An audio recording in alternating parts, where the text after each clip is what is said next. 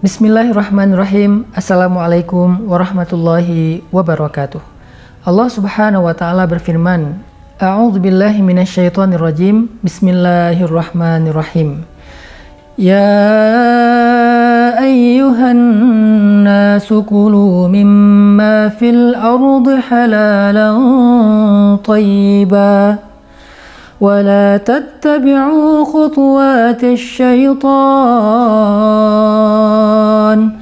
إنه لكم عدو مبين.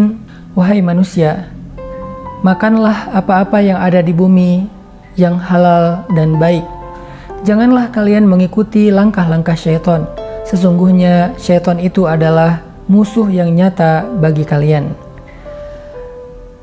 Teman-teman yang dirahmati Allah Subhanahu wa taala, halal adalah kalimat yang sangat istimewa dalam Islam. Dia bukan sekedar label, dia bukan sekedar cap dalam sebuah produk, tetapi dia adalah syarat utama untuk mendapatkan keberkahan dalam hidup. Syarat utama untuk mendapatkan ridho Allah dalam rezeki kita.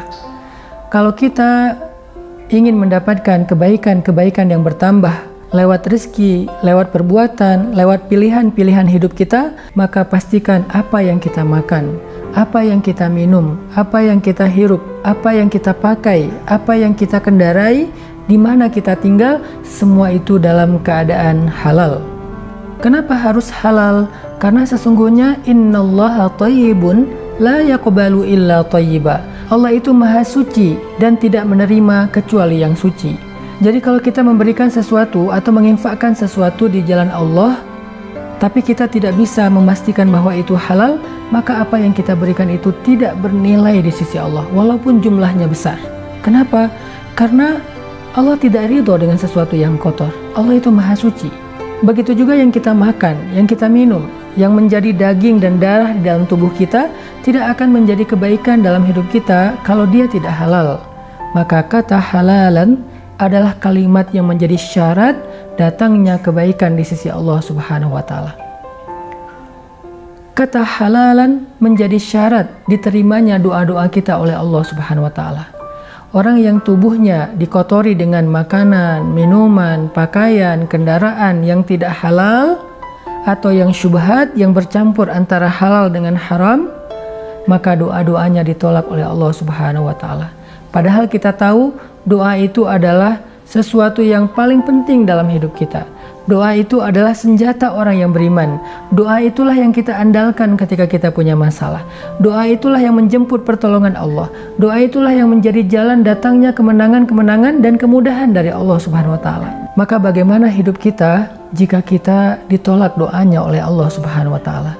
Bagaimana kita akan bisa survive menghadapi masalah kalau doa kita tidak sampai kepada Allah Subhanahu wa taala?